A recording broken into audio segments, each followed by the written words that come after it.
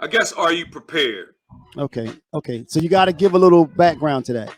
All right, so we were discussing, I know you always talking about my tin hat Tin and all hat. this bullshit. There And you go. you're gonna make people think that I'm like some kind of crazy, People know. lunatic or some Nah, shit. But I think people know. I got inside information. So I try to You have a put as much. perspective. No, I You have got a inside perspective. information. I've had. What I'm you trying mean, to like see. factual? That's the shit I'm See, talking about right okay, there. all right, Like let's that. go ahead. That's the shit I'm Go ahead. talking about All right, go right ahead, put it out there. there. Go ahead. All right. Go ahead, put it out there, Nike. Put it out there. All right. What are we talking So about? what I'm talking about? Well, what our conversation was. I was asking my brother Stace, like, what would he do, and if society broke down, right? Because there's a lot of civil unrest. There's a lot of changes coming down the pike as far as COVID goes, as far as the new economy goes, as far as the new currency goes, as far as the new laws and situations are going to be laid out. So my point is, I assume that there will be a lot of fallout from this. Like, and when I say fallout, what I mean is civil unrest. So what I'm asking is, are people ready for that civil unrest? Are you prepared? What are you prepared for if that happens? Worst case scenario. Or what are you prepared to do in order to stop the worst case scenario? Either one of those. You know what I mean? Well, now, okay, to take the last part, what are you prepared to do to stop? I mean, if you're talking about civil unrest when it's the survival of the fittest, you basically talking about fighting for your life. Well, I mean, yeah, you talking about it could go either way. The total breakdown of society. You talking about fighting for your life. Right. So at that point, your balls are to the walls. It's whatever it takes. Whatever it takes. But that's what does that mean? I mean, whatever, whatever. If you don't, if like I said, if it's survival of the fittest, you ain't gonna be able to go up to a group of people saying whatever it takes. Come on, Nike. Hey, you know what I'm saying? If it's survival of the fittest, if somebody's coming to take yours, you do whatever it takes to defend yours. Whatever it takes. I mean, what? How do I gotta explain that? Look like, Stace? You fighting for survival, Nike. What does fighting for survival looks like? What do you want? What are you trying to get at? Okay, what? What are you trying to get at? So, okay. Well, I guess what I'm saying is, because that's the extreme. I mean, that's the extreme. That's the farthest. You're talking about the total breakdown of society. That's the farthest end of that question. That extreme, but yeah. Okay, but so even that. Well, then I just answered that. That. If you talking about the survival, fighting for your survival, that's balls to the walls, whatever it takes. That's killing to protect yours. What do I keep trying to get you to do? So you talking about buying a gun? What do I? Exactly. Buying a gun, arming up. Yep. Okay, well, I don't have a gun, so I would have no gun to shoot. So we got to put that to the side. So everything else short of that is what my action would be to protect me and mine from the total breakdown of society. Everything short of shooting a gun, because I don't own a gun.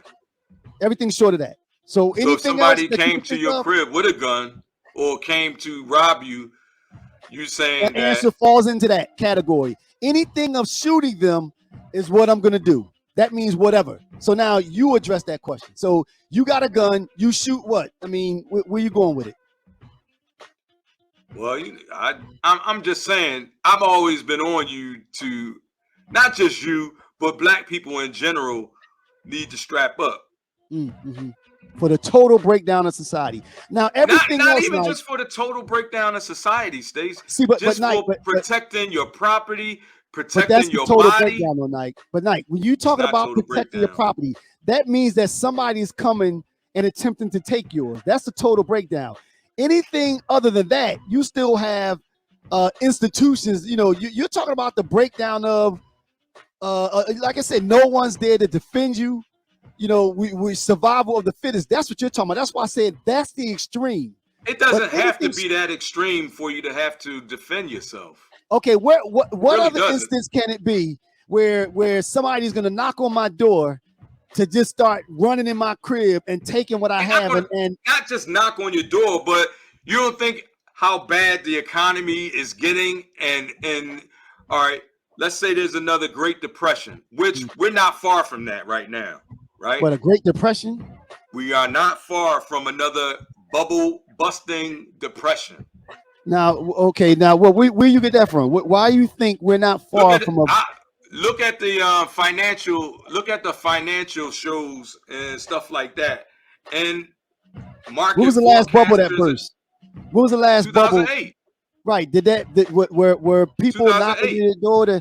I know, but was that a Great Depression?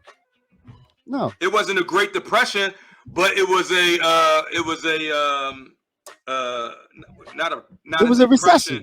It was a deep recession. Yeah, right. But Mike, do you know what helped the pull to end the Great Depression? Do you know what helped the pull to end that? Yeah, government resources. Meaning, what do you mean by that? What did the government do? What did the government do to help? That's when welfare was created. Correct. So my point is that I'm not saying that a world depression is impossible, because I would never say never, but the things that were learned from the 30s, when the true Great Depression happened, there were things that were implemented to help avoid those things from happening again. Social spending, like you said, look at what we just went through with COVID. The government pumps money into the economy. Also, the other big thing that happened during the Depression that killed things was there was run on a bank. Meaning, people started panicking and they went and started taking all of their money out of the banks. Now they have measures in place to avoid those kind of things from happening. So and again, I would never say never. Right, that's FDIC insured. But if there was a run on the bank, what? No, the FDIC just means that if you have a lot of money in the bank over $250,000, the government is insured. That's what that means. But what I'm talking about is a run on the bank and the stock market. That's why now, Nike, if the stock market drops a certain percentage within a certain amount of time, it freezes and the stock market is closed and they have a cooling off period. So again, I wouldn't say never that it's impossible, but it's going to take something else to happen for another Great Depression to happen. A recession. It's like I told you last week, man. You have way too much faith in this system. You do. You know what, Nike? See, but I just asked you a couple questions and your response. Like what? I asked you what would happen to make another Great Depression happen. You gave me the answer. When the housing, okay, I'm gonna give you a scenario. You mentioned the bubble. Right. The housing market is going to crash again because they're doing the same exact thing they was doing the last time. History keeps repeating itself. What do you mean? The same exact thing? In 2000, from 2006 to 2008, the mortgages balloon. The prices of houses went up and up and up and up. Same thing is happening now. The price of do you know when you get wait. Do you know even to get a house built right now, they automatically add $30,000 to whatever your tax, whatever your house cost is, just for the wood, because we're running out of wood. Right. Come on, but listen to this though. The thing that happened the first time in 2008 is they were giving out loans, no doc loans. Remember, they would all you needed to do was have a job, and they would give you a loan regardless of credit, regardless of true income. No, they're not. No, they're not, Nike. No, they're not. They're not, Nike. They're not doing that. So what happened was when the bubble happened, people started being over leveraged and taking out loans on top of taking out all the taking out every drop of equity from a house, and then when one fell, the whole thing. That is not happening again. The reason why housing, listen, let me tell you, Nike. The reason why housing is so expensive now. Okay, go ahead. Let me tell you. The reason why the housing is so expensive now is because there's so much money sloshing around. People have money. You have people from other countries coming in here with money and spending it. That's why people are being outbid for houses. So it's not that they're giving loans to people that can't afford it. It's so much money out here. So you there's a saying they just difference. raising the price of they just raising the price of housing just because it's Because more they money to be had. absolutely, yeah, absolutely. Now, and part of that is inflation. Part of that is inflation. We can't say that doesn't exist. I would But say my that point, most of that is inflation. but no, most of that is like I said because there's so much money sloshing around in the economy now. Has But all it's a this money, far cry. Stace? But Nike, it's a far cry from 2008. Who Different has all? scenario totally. It's a Different. different scenario because the market hasn't crashed yet. But the fact still remain, Nike, that even if the housing market corrects itself, it's not going to be just a crash. The One thing first I'm time, glad of is that these shows are recorded. Because we can look back, we're gonna look back on these, and I'm not even gonna say I told you so. right? No, and you're right, Knight, and you're right. And I'm not saying because I do believe that there is going to be a correction. I do believe that, but I don't think it's gonna be a total crash like it was the last time. Not as a result of housing. That's what I'm saying. Is it going to correct itself? Yeah, I believe so. I think that the market is high. It's not I going to believe be. so. I didn't say it's going to be because of housing, but the housing market is going to crash with everything else that crashes. Now, okay, so bring it back to where we started. Look at So look at you're in retail, right? Right. You see that the shelves aren't being stocked like they used to. Well, they are now actually. It's been a lot better. It's a lot better, Mike. As you just said, I'm in retail. I mean, you all right, you asked me the okay. question. Are there some products that are tougher to get? Yes, but it's not. It's not like it was. It's not like it was. Everything's Even a back couple months online ago. now, right? I just said there are some products that are still a challenge to get, but it's not like it was a couple months ago. Because remember, there were things that were done. Because as we mentioned in the last show, that you had a lot of ships that were off docked in on the West Coast that they couldn't get the products off. They went to these big retailers and said, "Look, we need you to work round the clock," and they've done it. So they've cleared out a lot of that bottleneck. If you remember, they thought this Christmas was going to be terrible because people weren't going to be able to get anything. It didn't turn out as bad as they thought it was going to be. It didn't, Knight. It didn't. Even looking at the deliveries of the major delivery, UPS and FedEx and Amazon, they're kind of on track.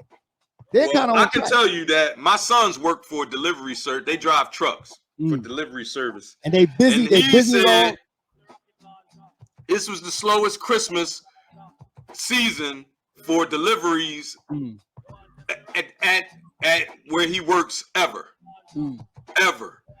because he was at a point a couple weeks ago where he was working like 1 or 2 days a week as a truck driver. Yes. Wow. So say we got two different perspectives or something, man. Like I don't know where you asked me the question. I don't know. We just know different people, or we living on different planets, or what the fuck is going on? But as you said, like I'm there every day. I'm in retail. I'm there every day, and I saw it when it started getting lean, and I heard what the concerns were, and we were all concerned about it, and it's not like it was, and it's not like it was, and it's not in the same direction where it was headed even a couple months ago. There's a difference. You're just saying that it's getting better, it's not getting worse. Is correct. I can go with that. It's on the upside versus on the predicted downside. The downslide. All right. Well, maybe we'll go with that. But I know for a fact that this. All right. Yeah. All right. Well, we done hit that in the ground a little bit.